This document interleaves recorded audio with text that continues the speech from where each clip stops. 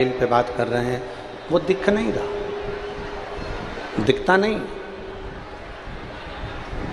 हाँ, यदि video calling है तो दिख जाएगा, पर यदि वीडियो कॉलिंग नहीं है और आप किसी को फ़ोन लगाए हो, आपने किसी को मोबाइल लगाया, किसी को फ़ोन लगाया, उससे बात कर रहे हो,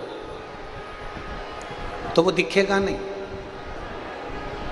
वीडियो कॉल करा है तो दिख सकता है, पर वीडियो कॉल नहीं है और आप किसी को फ़ोन लगाए हो तो वो दिखने वाला नहीं, वो दिखता नहीं है। भले ना दिखे, पर वो नहीं भी दिखता है ना, तो भी हम अपने हृदय की सारी बातें उसको फ़ोन पर बोल देते हैं। अपने दिल की सारी बातें हम उसको मोबाइल पर बोल देते हैं। बोलो सही है कि गलत है? जम के बोलो जरा, सही है ना? जिससे हम मोबाइल पर बात कर रहे हैं वो हमको दिख नहीं रहा, पर हम अपने मन की पूरी बात उसको बोल रहे हैं। अपने मन की सारी बात हम उसको कह रहे हैं, वो दिख नहीं रहा। और फ़ोन पर जो बात कर रहा है तुमसे, तुम अपनी बात कहे जा रहे हो, आखिरी में वो थोड़ा ना थोड़ा आपकी बात का उत्तर हूँ, हाँ, ठीक है, बाद में, अभी, ऐसा उत्तर वो दे ही देता है। जिससे तुम बात कर रहे हो गला पकड़ रहा है, खींच के बोलना पड़ रहा है। जिससे तुम बात कर रहे हो वो दिखाई नहीं देगा, वो दिख नहीं रहा है, पर आप अपनी पूरी बातें उसको कह रहे हैं। अपनी मन की बात सब कुछ आप उससे कह रहे हैं, सब कुछ। दिखा नहीं है वो, पर कहा सब कुछ है। उसी तरह जिससे बात कर रहे हो वो दिखता नहीं है, सुनता रहता है और फिर तुम्हारा जवाब थोड़ा न थोड़ा वो देता जरूर है। उसी तरह शंकर के मंदिर में जाकर जब एक लोटा जल चढ़ाकर हम अपने मन की बात कहते हैं तो मेरा महादेव दिखता भले नहीं है, पर तुम्हारी बात सुनकर तुम्हारा जवाब जरूर देता। दिखेगा नहीं वो दिखता नहीं है, पर जवाब जरूर देता है।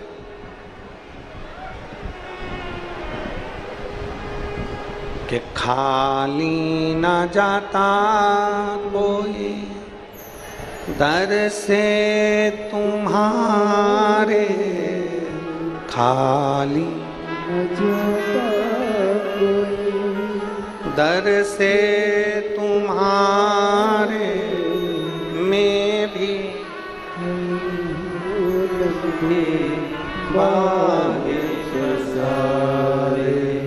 अपने हृदय लगा लो, गिरा जा रहा उठा लो,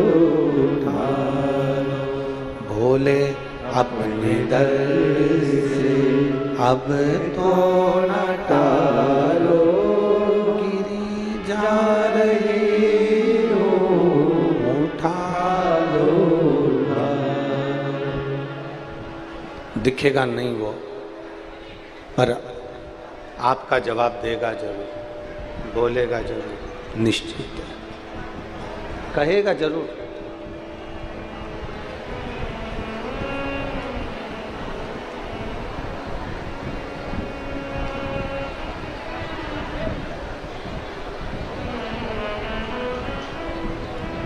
दुनिया के कई लोगों के हृदय में बहुत सारे प्रश्न होते हैं।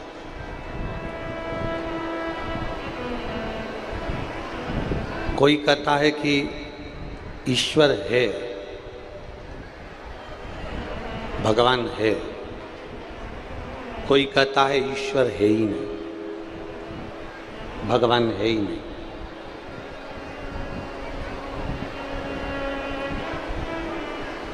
कोई कहेगा कि मंदिर तक जाओ, देवालय शिवालय तक जाओ और भगवान शंकर को एक लोटा जल चढ़ाओ, भगवान की सेवा करो, आराधना करो, पूजन करो, अर्चना करो, सेवा में लगो।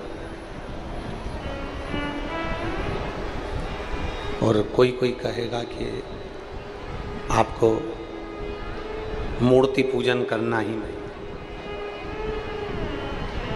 सब लोग मिलेंगे।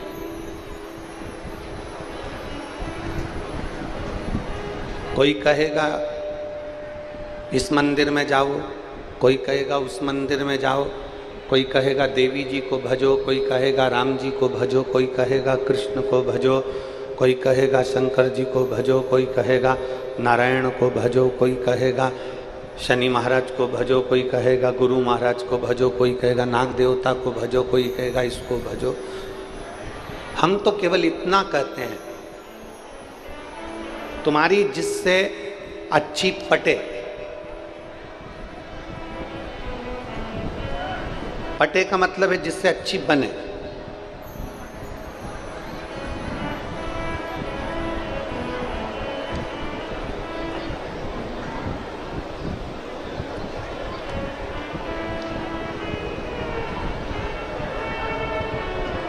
जिससे तुम्हारी अच्छी बन जाए, जिस देवता से तुम्हारी अच्छी लगन जुड़ जाए, जिस देवता से तुम्हारा मन जुड़ जाए, जिस देवता से तुम्हारा चित्त जुड़ जाए, जिस देवता से तुम्हारे मन की बात हो जाए।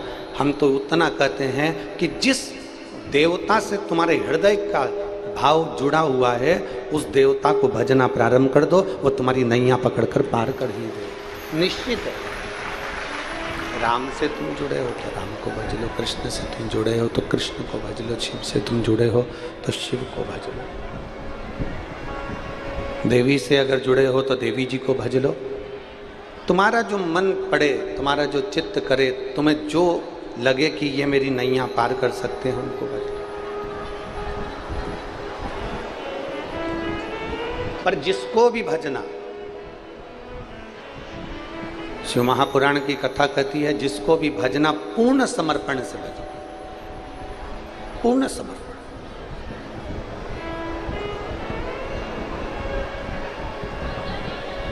दो तरह के व्यक्ति होते हैं, बहुत ध्यान लगाकर सुनिएगा कथा को।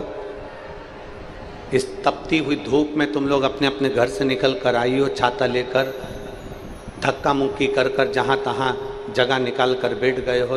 तुम लोगों को तो जगह भी मिल गई, पर कई लोग ऐसे हैं जो धूप में छाता लगा लगा कर बैठे हैं। बहुत ध्यान से सुनना। दो तरह के व्यक्ति होते हैं, एक वो जो कहीं नौकरी करता है, सर्विस कर रहा है, और दूसरा वो जिसकी खुद की दुकान है, जिसका खुद का व्यापार है, स्वयं की दुकान, स्वयं का व्यापार, स्वयं की दुकान। ये अमलेश्वर की लाखों की भीड़ में ऐसे व्यक्ति होंगे जो कोई नौकरी वाला भी है तो कोई दुकान वाला भी, कोई सर्विस कर रहा है, कोई बिजनेस कर रहा है, दुकान का। दोनों में क्या अंतर है? नौकरी करने वाले में और व्यापार करने वाले में क्या अंतर है? सर्विस करने वाले में और दुकान करने वाले में क्या अंतर है? सर्विस कर रहा है, नौकरी कर रहा है उसमें, और जो दुकान कर रहा है, व्यापार कर रहा है, उसमें क्या अंतर है?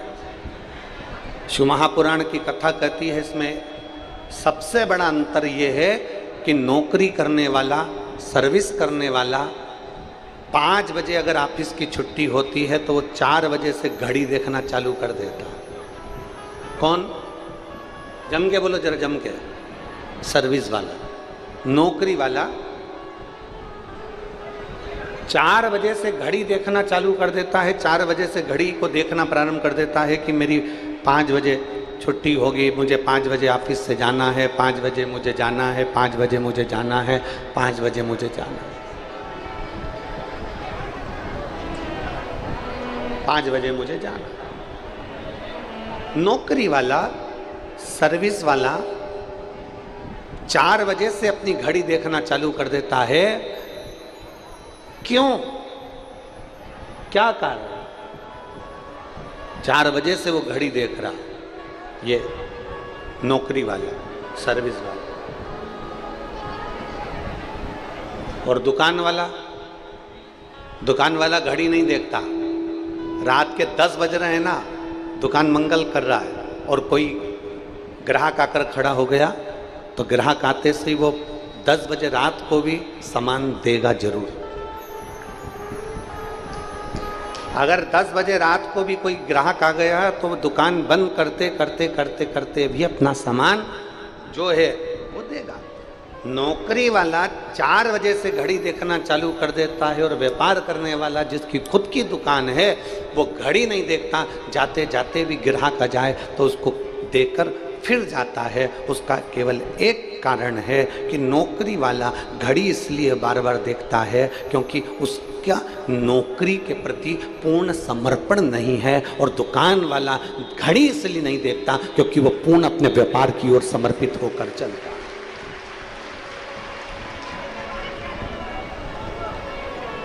अपना पूर्ण समर्पण उसका व्यापार में है। मेरा व्यापार मुझे आगे बढ़ाना है, मेरा काम मुझे आगे बढ़ाना है, मेरे व्यापार को मुझे आगे बढ़ाना है, मेरे कार्य को मुझे आगे बढ़ाना है, मेरे काम को मुझे आगे बढ़ाना है। व्यापार वाला सोचता है कि मुझे अपने व्यापार को 4 चांद लगाना है, मुझे मेरे व्यापार को बढ़ाना है, तो पूर्ण समर्पित होकर काम करता है। नौकर भले ढिलाई कर दे, नौकर भले काम में कंजूसाई कर दे, पर जिसकी दुकान है वो कंजूसाई नहीं करता, वो खुद नौकर जैसा लग जाएगा और काम करके ही मान लेगा, स्वयं लग जाएगा, स्वयं करेगा, स्वयं।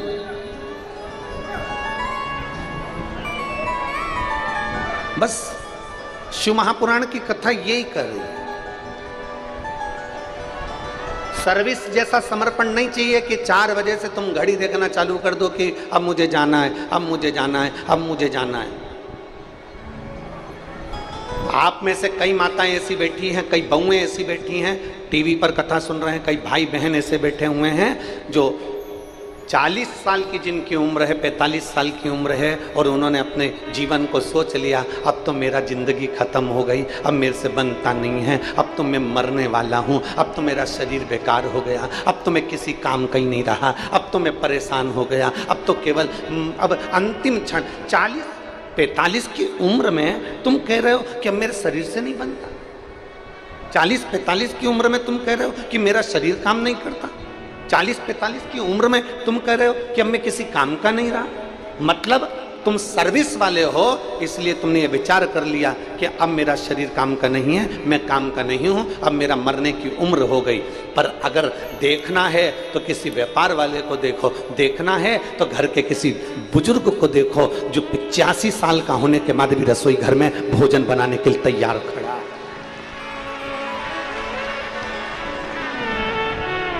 उसको देखो, उससे थोड़ा ज्ञान लो, उससे थोड़ा सीखो। 80 वर्ष की बूढ़ी माँ, 75 वर्ष की पिता, 70 वर्ष की माँ, 65, 70, 75, 80 वर्ष के किसी बुजुर्ग को देखना तो भी उनके शरीर में फुर्ती है। और एक नवयुवक बच्चे, आज के ज़माने के नवयुवक लोग सोचते हैं कि यह जीवन किस काम का, तो छोड़ दे तो अच्छा, अब तो जीवन समाप्त कर दे तो अच्छा, अब जीवन बेकार हो गया, अब तो जाना है, छोड़ना है, छोड़ दो।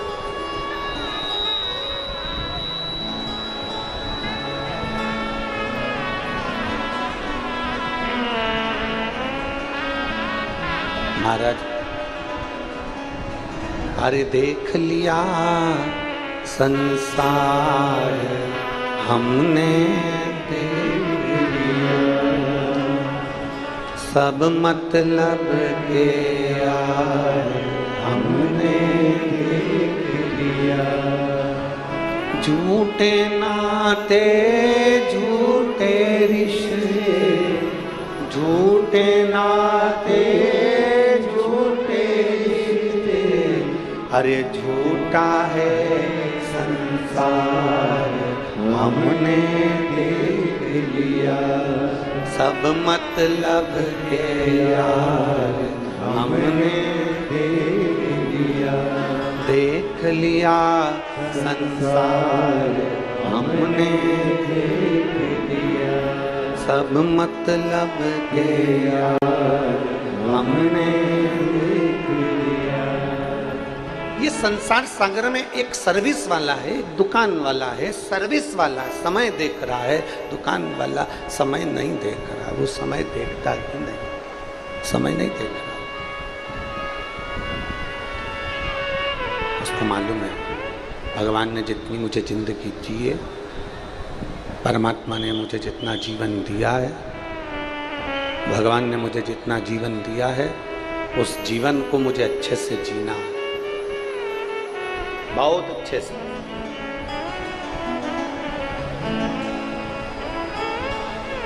किसी को धोखा देकर नहीं, किसी को कष्ट देकर नहीं, किसी को परेशान कर कर नहीं,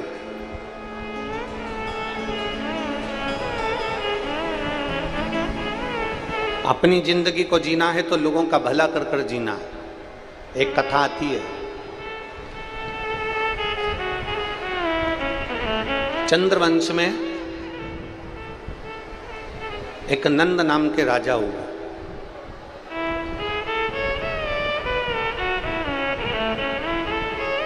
चंद्रवंश में एक नंद नाम के राजा हुए, जिनका एक बेटा था जिसका नाम था धर्मगुप्त। क्या नाम है उसका? जम के बोलो जरा, धर्मगुप्त। फिर से बोलो नाम, धर्मगुप्त। चंद्रवंश के एक राजा थे नंद, जिनका एक बेटा था धर्मगुप्त। नंद राजा का बेटा धर्मगुप्त अपने पिता के बतलाए हुए मार्ग पर चलता था और पिताजी जो कह देते थे वैसा वो करता था, पिता के अनुकूल चलता। अच्छा, भगवान बनाता भी है ना तो बड़ा सोच समझ के बनाता है।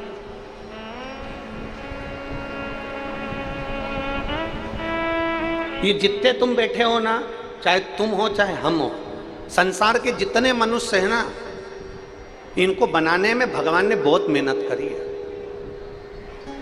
बहुत मेहनत।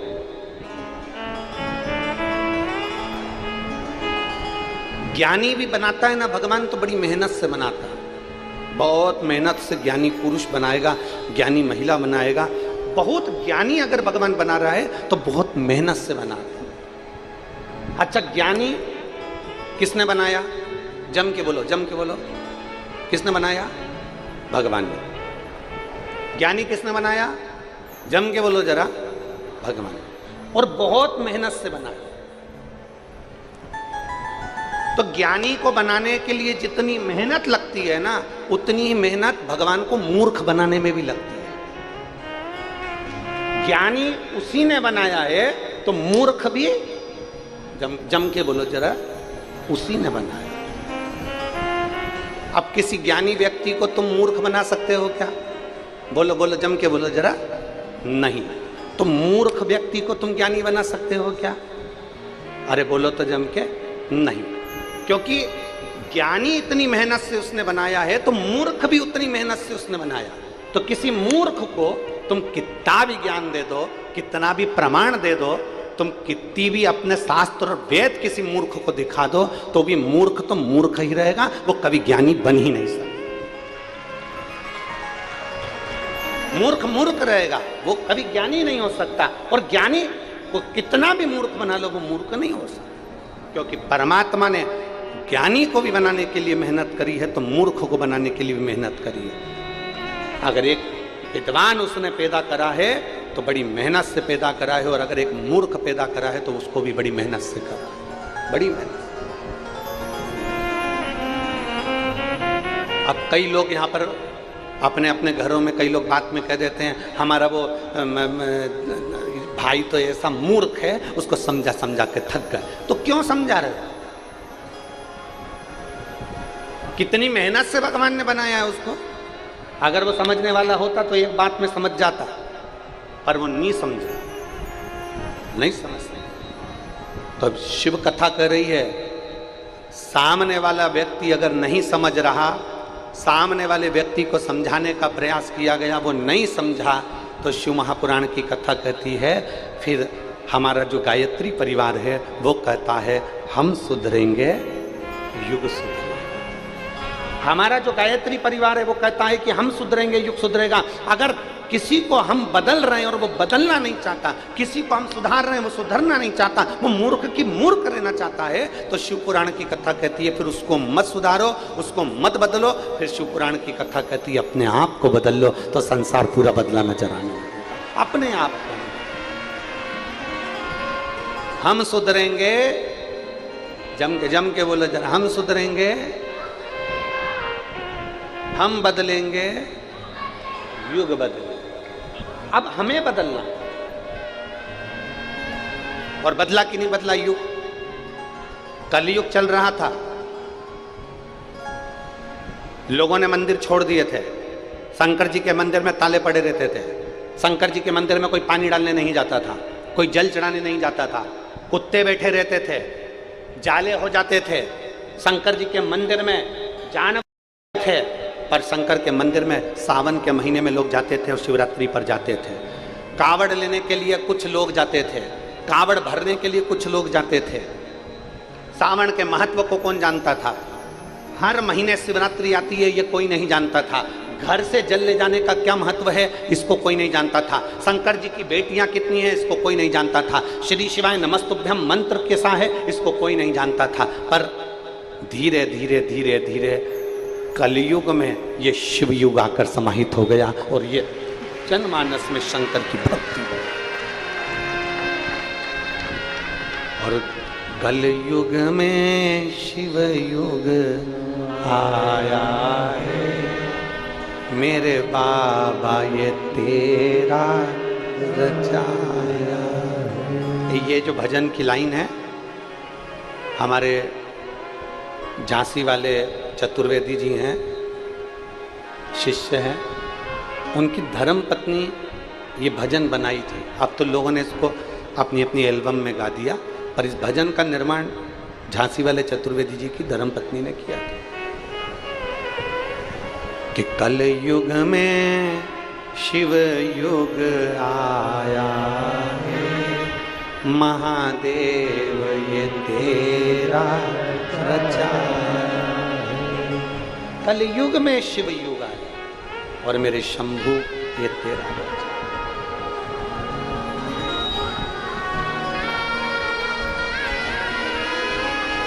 ये उसकी रचना है, ये उसका बनाया गया,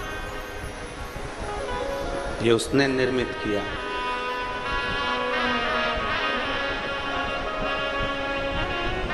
एक बात आप लोगों से पूछें, छत्तीसगढ़ वालों जरा जवाब देना, और आस्था चैनल के सामने बैठकर जो कथा सुन रहे हैं वो भी जवाब देना। जब आप शंकर जी के मंदिर में जल चढ़ाने के लिए जाते होगे, छोटे छोटे बच्चे लोटा लेकर जल चढ़ा रहे होते होंगे, आपका दिल खुश होता होगा कि नहीं होता होगा? जम के बोलो जरा, होता होगा ना कि इतने छोटे छोटे बच्चे शंकर जी के मंदिर में जा रहे हैं, इतने छोटे छोटे बच्चे शिव मंदिर में जाकर जल चढ़ा रहे हैं, इतने छोटे छोटे बच्चे भगवान की आराधना कर रहे हैं। तो ये कलयुग है कि शिव युग है? प्रसन्नता होती है।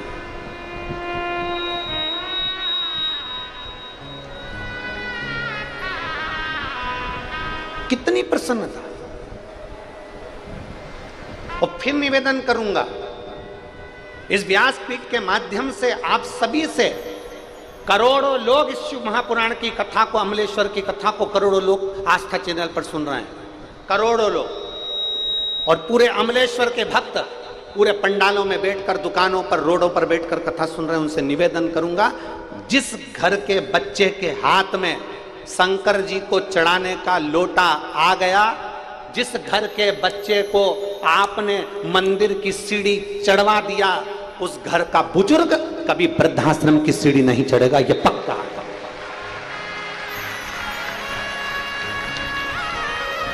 वृद्धाश्रम की सीढ़ी घर के बुजुर्ग जब चढ़ते हैं जब बच्चे मंदिर तक जाना नहीं सीखते। जो मंदिर जाना चालू कर दिया उसके मन में भगवान के प्रति भाव जागृत होगा। भाव जागृत होगा तो वो अपने माँ बाप को कभी कष्ट नहीं दे सकता, अपने घर के बुजुर्गों को कभी कष्ट नहीं दे सकता। जिसके अंदर संस्कार ही नहीं होगा तो वो कष्ट देगा। इसलिए निवेदन है कि गांव में फसल बिगड़ रही है और शहरों में नस्ल बिगड़ रही है। उस नस्ल जो बिगड़ रही है उसको सुधारना।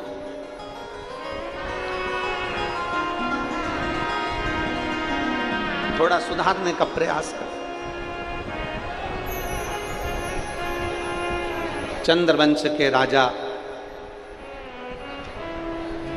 नंद के घर में एक बेटे हुए जिनका नाम था धर्मगुप्त। धर्मगुप्त मंदिर देवालय शिवालय जाते, आराधना करते, अर्चना करते, पूजन पाठ सब किया करते, सब चंद्रगुप्त। धर्मगुप्त सब काम करते, भगवान की भक्ति, अविरल भक्ति, भजन कीर्तन स्मरण। अब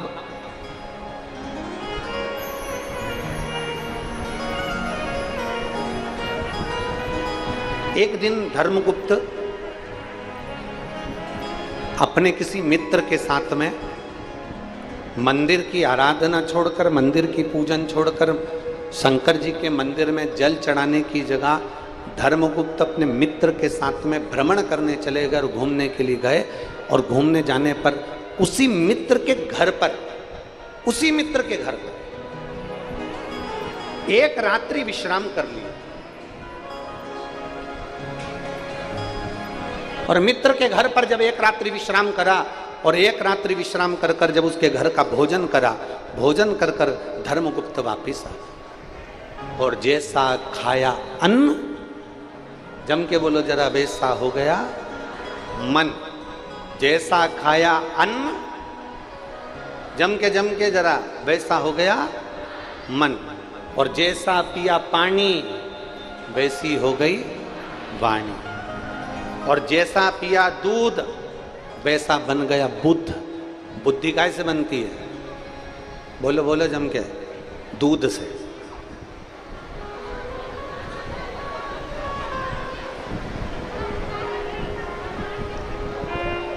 पहले लोग गाय का दूध पीते थे, गौ माता का। आज लोग गाय का दूध पीते हैं, जम के बोलो जरा, भैंस का। भैंस का दूध पी रहे हैं ना, इसलिए सास बहू के आगे कितनी भी बीन बजा ले और बहू सास के आगे कितनी भी बीन बजा ले, बाप बेटे के आगे कितनी भी बीन बजा ले और बेटा बाप के आगे कितनी भी बीन बजा ले, गुरु चेले के आगे कितनी भी बीन बजा ले और चेला गुरु के आगे कितनी भी बीन बजा ले। भैंस का दूध पिया है तो कितना भी हारन दे लो, भैंस टस से मस नहीं होती। उसी तरह आज का व्यक्ति टस से मस नहीं होता।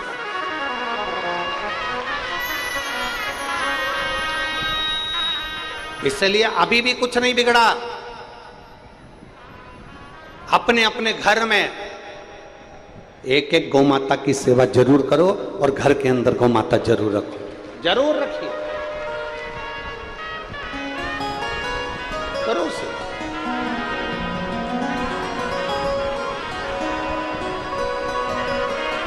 अरे गौ माता की सेवा करो रे, सेवा करो तो मेवा मिले। गौ माता की सेवा करो रे, सेवा करो तो मेवा मिले। और मात पिता की सेवा करो रे, सेवा करो तो मेवा के लिए तो कोई माता पिता की सेवा नहीं करता। आज के ज़माने में लोग सेवा करो तो चाबी मिले, कौन करे आज के ज़माने में? फिर वही वाली लाइन आ गई, देख लिया संसार हमने देख लिया, सब मतलब के यार हमने देख लिया। महाराज कौन कर रहा है? शिव मंदिर छोड़ा धर्मगुप्त ने, अपने दोस्त के घर चले गया, मित्र के घर। एक रात्रि विश्राम करा, भोजन किया, भोजन कर कर वापिस आया। अन्न का बड़ा असर है, अन्न का बहुत असर, बहुत सावधानी रखिए भोजन करने में, बहुत सावधानी।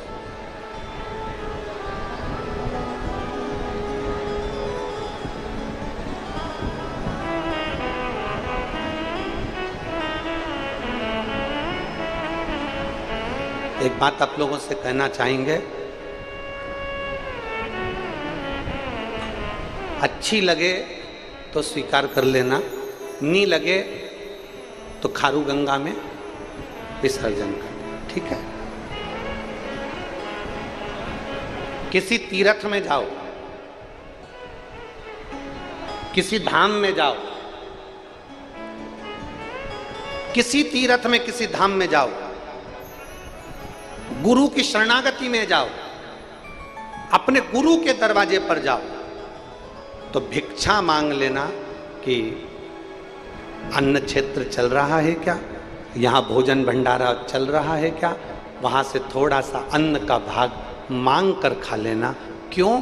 क्योंकि वहाँ जो मिलता है वो भोजन नहीं मिलता, वहाँ तो भोलेनाथ का प्रसाद मिलता है। शिव महापुराण की कथा कहती है, प्रसाद जब हमारे हाथों में आता है तो मात्र उस प्रसाद का स्पर्श, मात्र उस प्रसाद का दर्शन हमारी जिंदगी को संवार दे। मात्र दर्शन, प्रसाद का मात्र दर्शन। कई माताएं कहती हैं, आज हमारा चतुर्थी का व्रत है, हम ये वाला प्रसाद नहीं ले रहे। नहीं, चतुर्थी का व्रत है ना, हाथ में प्रसाद लो, वो प्रसाद तुम्हारे हाथ का स्पर्श करेगा ना, तो कभी जिंदगी में लकवे की बीमारी नहीं आएगी, तेरा हाथ अच्छा के अच्छा बना रहा है। नहीं, आज मेरा तीज का व्रत है, मैं प्रसाद नहीं लूंगी। नहीं, दोनों हाथ पसार के प्रसाद लीजिए, दोनों हाथ पसार के।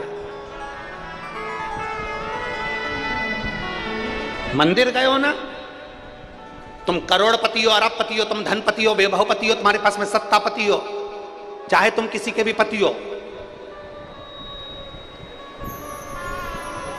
जितना भी तुम्हारे पास में वैभव है अपने पास में रखो। मंदिर गए हो, मंदिर में जाकर हाथ जोड़कर पंडित जी से, ब्राह्मण देवता से, गुरुजन से कहो हमें चरणामृत दे दीजिए।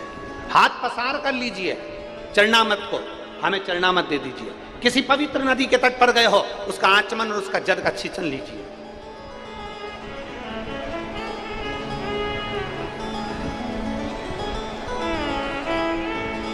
वो कितना फल देगा। एक पत्र है, देखिए,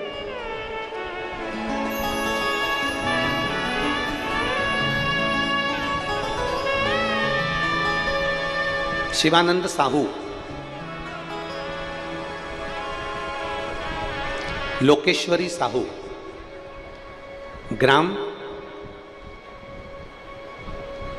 अरसनाश पाटन। क्या लिखा है? अरसनारा, सही है? अरसनारा पाटन, जिला दुर्ग, छत्तीसगढ़। कहीं बैठे हो तो हाथ हिला सकते हैं, अगर कहीं बैठे हो तो अपना दोनों हाथ हिला सकते हैं। शिवानंद साहू, लोकेश्वरी साहू। पत्र को आप लोग एलईडी पर पढ़ सकते हैं, आपके सामने जो एलईडियाँ हैं, टीवी हैं, उस पर भी आप पत्र पढ़ सकते हो। शिवानंद साहू, लोकेश्वरी साहू, अरसनारा पाटन, जिला दुर्ग, छत्तीसगढ़। मेरा मोबाइल नंबर ये है। गुरुजी, एक लोटे जल का मैं क्या वर्णन करूं। मेरे पति के मुख में गांठ हो गई थी और हमें पता चला तो हमने रायपुर के एम्स हॉस्पिटल में टेस्ट करवाया, तो पता चला 4 दिसंबर को उनका टेस्ट पॉजिटिव आया और उसमें कैंसर मुख का बताया, और मुख का कैंसर था। गुरुजी ने अब कैंसर तो बता दिया, इतनी बड़ी बीमारी को सुनकर चिंता तो होती है, टेंशन तो होता है। गुरुजी तब इतनी बड़ी बीमारी सुनकर आपका जो रात्रि को 9:15 वाला उपाय है, शंकर को जल चढ़ाना और उस जल को लाकर आचमन कराना, वो हमने हमारे पति को कराना प्रारंभ करा। और फिर वापिस दूसरी बार जब टेस्ट करवाने के लिए हम फिर वापिस एम्स हॉस्पिटल गए, तो बाबा का हम क्या गुणगान करें। डॉक्टर ने देखते से कह दिया कि गठान गल गई है और कैंसर नहीं है। यह शिव तत्व है जिसकी रिपोर्ट मैं अपने इस के साथ लगा रही हूं, पूरी रिपोर्ट लगा कर दी है।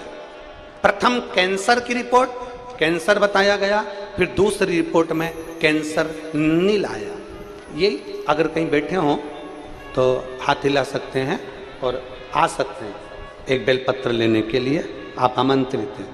शिवानंद साहू, लोकेश्वरी साहू, अरसनारा, पाटन, जिला दुर्ग, छत्तीसगढ़। मेरा मोबाइल नंबर ये शिव तत्व है, ओघड़ी है शंभु। अब इसमें कोई सियोर वाला महाराज नहीं आया, इसमें ना कोई ने भभूति दी, ना बेल दी, ना नरियल दिया, ना कुछ दिया।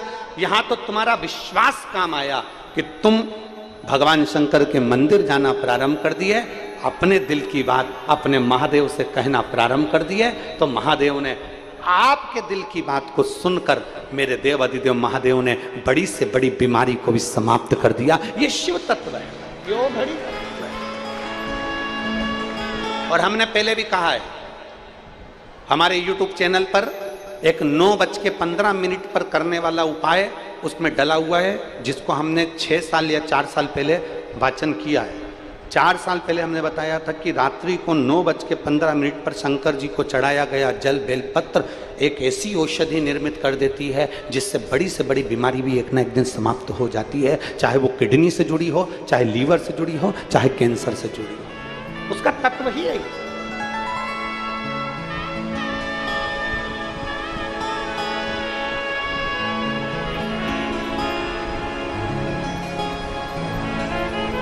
एक जीवन की सार्थकता सिद्ध होती है उसमें, एक आनंदता सिद्ध होती है उसमें। और शंभो शरणे मांगू घड़ी रे घड़ी, दुख काटो दया करी न दर्शन। शंभु शरण मांगो घड़ी रे घड़ी, दुख काटो दया करी न दर्शन। शिव तत्व की प्रबलता आपके विश्वास में।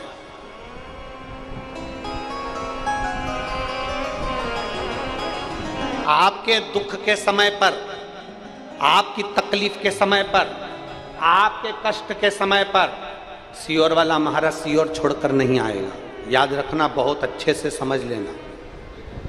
और केवल सियोर वाला महाराज ही नहीं, दुनिया का कोई महाराज, दुनिया का कोई बाबा, दुनिया का कोई महात्मा तुम्हारी दुख की घड़ी में तुम्हारे साथ नहीं खड़ा होगा।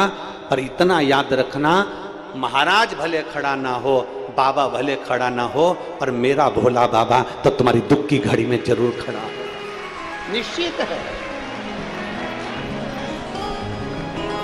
मेरा भोलेनाथ तुम्हारी दुख की घड़ी में खड़ा है, मेरा शंभुनाथ तुम्हारी दुख की घड़ी में खड़ा है।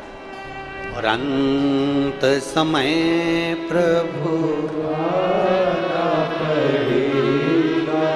देखो, ये लाइन को हम अकेले नहीं गाएंगे, तुम भी जितने पंडाल वाले, सारे पंडाल वाले बोलो, अंत समय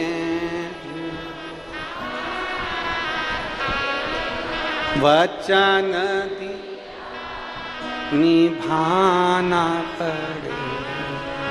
आए ना आए प्रभु कुटुंब कबीरा, अंत समय प्रभु आना पड़ेगा।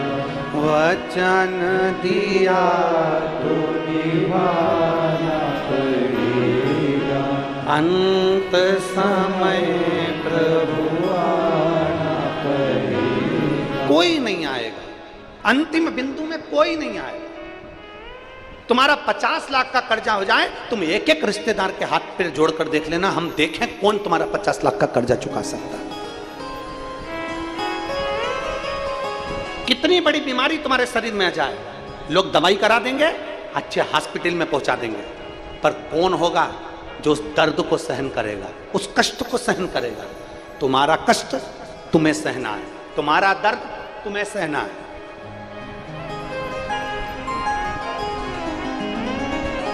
कोई दूसरा नहीं सहेगा।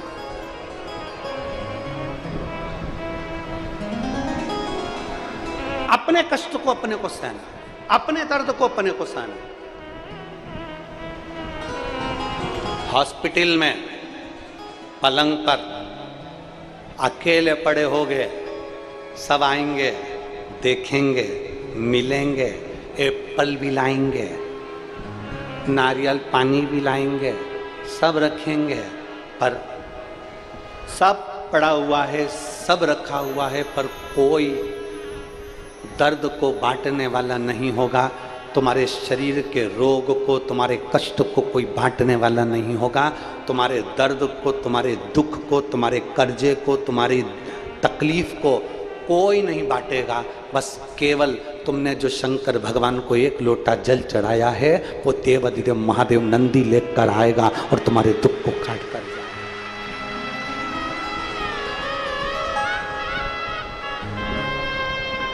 एक पत्र है, देखिए,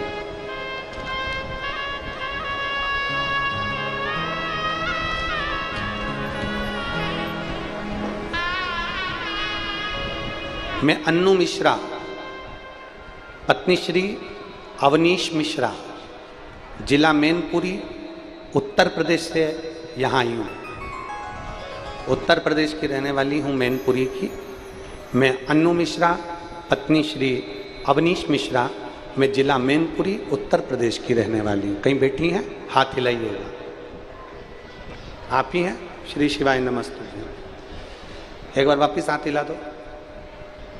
मैं अन्नू मिश्रा, पत्नी श्री अवनीश मिश्रा, जिला मैनपुरी, उत्तर प्रदेश की रहने वाली हूँ। मैं भोलेनाथ का क्या वर्णन करूँ? बेटी आई है क्या साथ में? आई है? लिया इसको, लिया, लेके आ जाओ इसको। मैं उत्तर प्रदेश से आई हूँ गुरुदेव। मैं अन्नू मिश्रा, पत्नी अवनीश मिश्रा, जिला मैनपुरी, उत्तर प्रदेश की रहने वाली हूँ। पत्र को आप लोग हमारे साथ में एलईडीओं पर, टीवी पर पढ़ सकते हैं। जिला मैनपुरी, उत्तर प्रदेश की रहने वाली हूँ। भोलेनाथ की कृपा का मैं क्या वर्णन करूँ गुरुदेव। मेरी बेटी संध्या मिश्रा, उम्र 6 वर्ष है, जो ठीक प्रकार से बोल नहीं पाती थी, और उसके सिर के पिछले भाग में एक गठान हो गई थी, जिसका इलाज हमने कानपुर के हॉस्पिटल में कराया, जहां डॉक्टर ने बताया कि इसका ऑपरेशन करना पड़ेगा। फिर इसको हमने भोपाल में अच्छे से अच्छे हॉस्पिटल में दिखाया, वहां भी डॉक्टर ने बताया कि इसका ऑपरेशन कराना पड़ेगा। गुरुदेव, हमने आपकी कथा में सुना था कि रुद्राक्ष का जल देने से बड़ी से बड़ी बीमारी ठीक हो जाती है। गुरुदेव, हम सीहोर से रुद्राक्ष लेकर आए और रुद्राक्ष का जल बेटी को पिलाना प्रारंभ किया और लगाना प्रारंभ किया। गुरुदेव, भोले बाबा का हम क्या वर्णन करें। आज मेरी बेटी के सिर की गांठ पूरी तरह से समाप्त हो गई है और मेरी बेटी 90% बोलने लगी है। मैं बाबा को यहाँ नमन करने के लिए उत्तर प्रदेश से आई हूँ। गुरुदेव, आप कहते हो कि पंडाल में बैठकर कथा सुनना चाहिए, बाबा सुनता है। गुरुदेव, 5 पंडाल का मैंने अनुभव बता रही हूँ। प्रथम मैंने अपनी बेटी के लिए कानपुर के पंडाल में कथा सुनी, दूसरा मैंने मैनपुरी के पंडाल में कथा सुनी, तीसरा मैंने कुरुद धमतरी के पंडाल में कथा सुनी और चौथी कथा मैं अमलेश्वर के पंडाल में सुन रही हूँ। मेरे बाबा की कृपा से आज मेरी बेटी पूर्ण तरह से ठीक है। ये शिव तत्व है, ये ओघड़ी है, शंभु।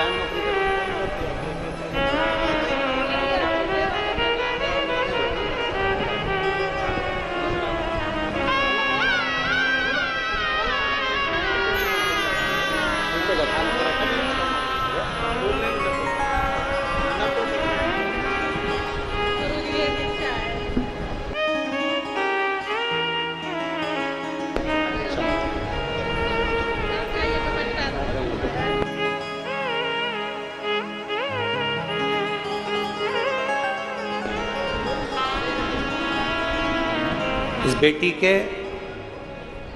उसके पापा सीआरपीएफ में सर्विस भी करते हैं। बेटी के सिर में बड़ी गठान थी और बोल नहीं पाती थी। उसके पापा मम्मी का कहना है 90% बेटी बोलने लगी और गठान पूरी गल चुकी है। ये शिव तत्व है, शंभु है वो। और खाली ना जाता कोई,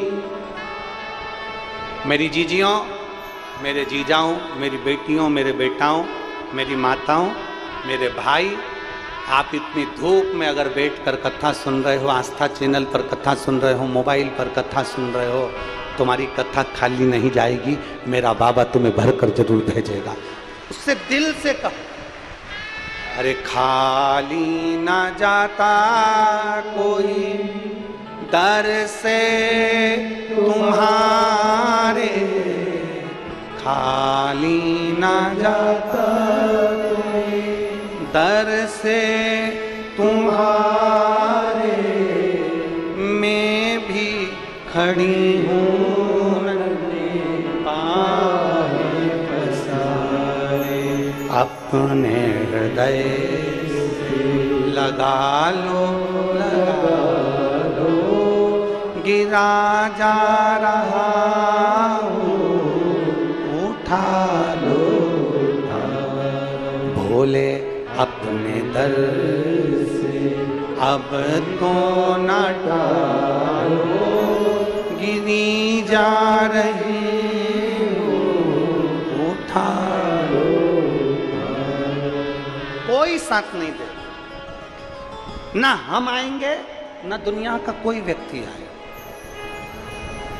अंत समय में जब तुम्हारी तकलीफ की घड़ी हो, जब तुम्हारी कोई ऐसा समय तुम्हारे पास में आ गया कि मैं बहुत कष्ट में हूं, उस समय उसको याद करना, उस परमात्मा को याद करना, मेरे ओघड़दानी, मेरे शंभू को याद करना।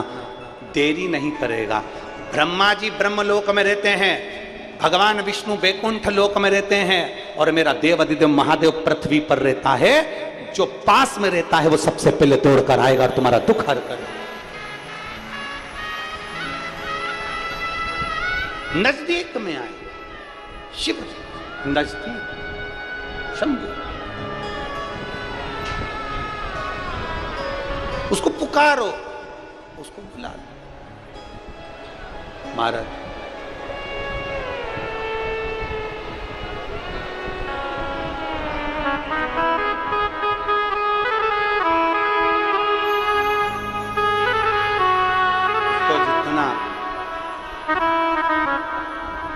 आप दिल से पुकारोगे वो उतना दिल से आपके सम्मुख में, उसको जितना दिल से पुकारोगे और आप हृदय से जब उसको आमंत्रित करोगे तो वो आएगा, पहुंचेगा जरूर, दुख हरेगा जरूर। धर्मगुप्त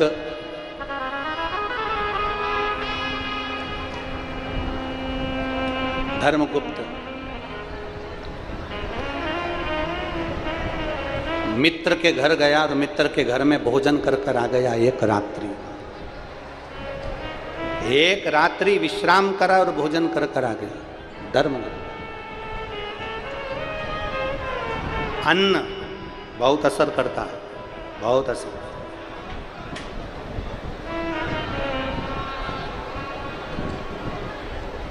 आप लोगों में से रात्रि के समय पर कोई इस पंडाल में आए हो? जम के बोलो जरा, हाथ उठाओ, कौन कौन आया रात्रि को पंडाल में? आए हो आप लोग? दिन का नज़ारा आप लोग अपनी आंखों से देख लेते हो, कथा हो रही है, सब आराम से बैठे हैं, आनंद ले रहे हैं, कथा सुन रहे हैं। कभी बन सके ना, ए रायपुर वालों, दुर्ग वालों, अमलेश्वर वालों, बन सके तो कभी रात्रि के समय पर आकर इस पंडाल का नजारा देखना। सब अपनी मस्ती में शंकर को याद कर कर पुकारते हुए, गाते हुए भजन में डूबे मिले। कभी रात्रि का नजारा देखना।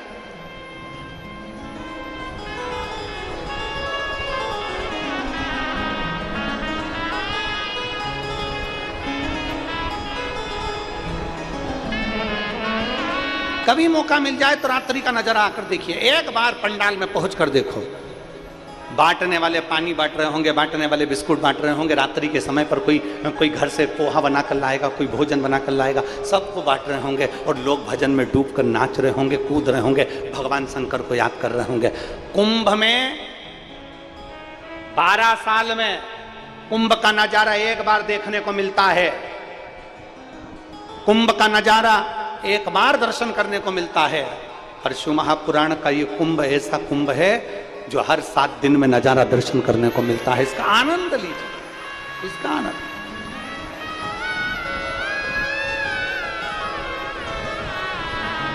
धर्मगुप्त ने अपने मित्र के घर का भोजन कर लिया, एक रात्रि विश्राम करा और भोजन ग्रहण करा। एक रात्रि विश्राम और भोजन करा।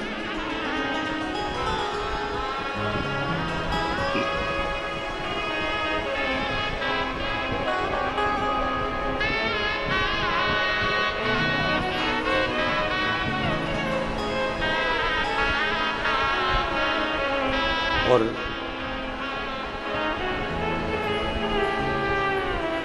एक रात्रि का जब भोजन ग्रहण किया, भोजन पाया,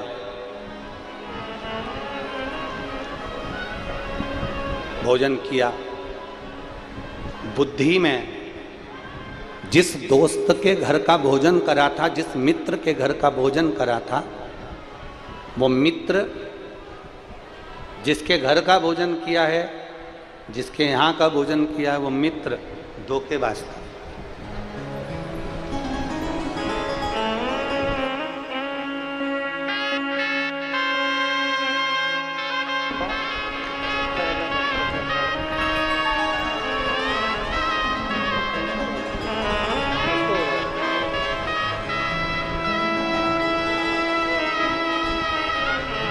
ये शिवानंद साहू जी हैं, लोकेश्वरी साहू, अरसनारा, पाटन जिला दुर्ग से, जिनके मुख में डॉक्टर ने एम्स में कैंसर बता दिया था और फिर रात्रि के 9:15 वाला जो प्रयोग किया और आज बाबा की कृपा से कैंसर नील आया है। एम्स की रिपोर्ट उनके हाथ में दी गई है। एक बार, ये आपकी ताली नहीं है, ये महादेव से इनको आशीर्वाद दिलाया गया है। एक बार जोरदार ताली बजाएं।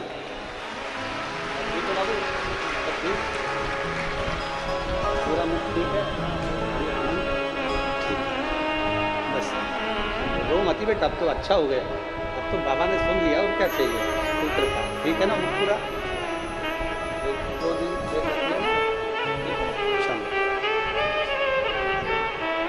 अरे लुटा दिया भंडार कर दिया मारा, अपने भीतर एक धर्मगुप्त एक रात्रि को विश्राम करके मित्र के घर का भोजन करता रहा। एक रात। एलईडियां चालू करो ना भाई। एलईडी चालू क्यों नहीं? एलईडी नहीं चालू है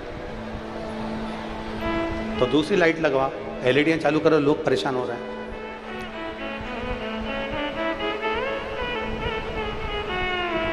लाइट नहीं है, आप लोग आराम से बैठ जाओ, कथा आपके कानों तक पहुंच रही है, आप लोग कथा श्रवण करिए, उसका आनंद लीजिए आप।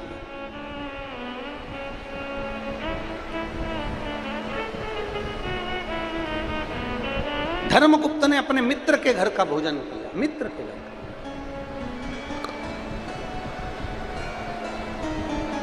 का। अब जिस मित्र के घर का धर्मगुप्त भोजन करे थे वो मित्र धोखेबाज था, दिखावा करता था राजा के लड़के के साथ में, धर्मगुप्त के साथ में दिखावा करता था कि मैं इसका हितैषी हूं, मैं इसका सहयोगी हूं, मैं इसका ध्यान रखने वाला हूं, मैं इसका हितैषी हूं, मैं इसका सहयोगी हूं, मैं इसका ध्यान रखने वाला हूं। ये दिखावा करता था, और मेरी जीजियों, मेरे जीजाओं, मेरी बेटियों बेटाओं, मेरी माताओं भाई, ध्यान रखना, तुम एक बात का अपने भीतर एक स्मरण रखिएगा, अपने भीतर एक भाव रखिएगा कि दुनिया में अच्छा मित्र, दुनिया में अच्छा मित्र बड़ी मुश्किल से प्राप्त होता है, बड़ी मुश्किल, बहुत मुश्किल से मिलता है अच्छा मित्र, बड़ा मुश्किल से मिलता है।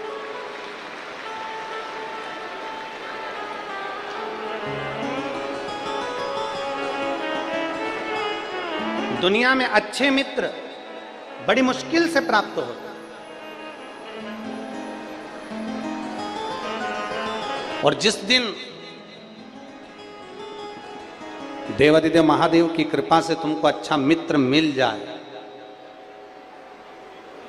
जिस दिन शिव जी की कृपा से तुमको कोई अच्छा मित्र प्राप्त हो जाए, समझ लेना कि भगवान देवादिदेव महादेव ही खुद उतर कर तुम्हारा साथ देने के लिए तुम्हारे पास में आए। अच्छा मिल जाए तो। और मित्र ऐसा नहीं चाहिए जो तुम्हारा मंदिर छुड़वा दे, मित्र ऐसा नहीं चाहिए जो तुम्हारा भजन छुड़वा दे, मित्र ऐसा नहीं चाहिए जो तुम्हारी भक्ति को छुड़वा दे, मित्र ऐसा नहीं चाहिए जो तुम्हारी कथा कीर्तन सत्संग को छुड़वा दे। मित्र ऐसा होना चाहिए जो तुम्हारा हाथ पकड़कर शंकर के मंदिर तक लेकर जाए और अच्छी जगह पर तुम्हें भी, मित्र वो होना चाहिए। और शंभो शरण मांगू घड़ी रे घड़ी, दुख का दया करी दर्शन आपो। शंभो शरण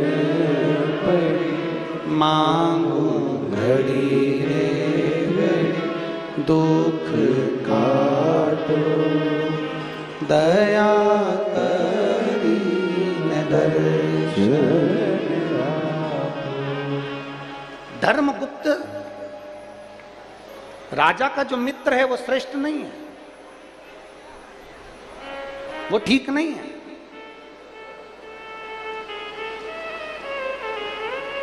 उसकी श्रेष्ठता नहीं। ऐसा मित्र से पाला पड़ गया, ऐसे मित्र के घर का भोजन किया उसने, ऐसा भोजन उसने ग्रहण किया अपने मित्र के घर का कि उसकी बुद्धि भी धोखा देने के लिए जागरूक हो।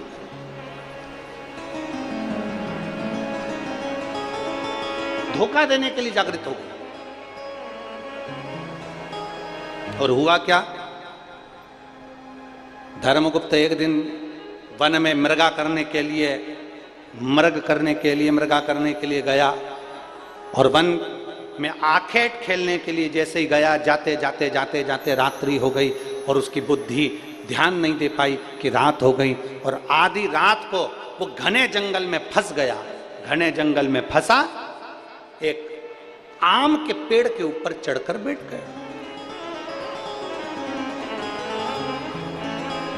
घने जंगल में फंसा।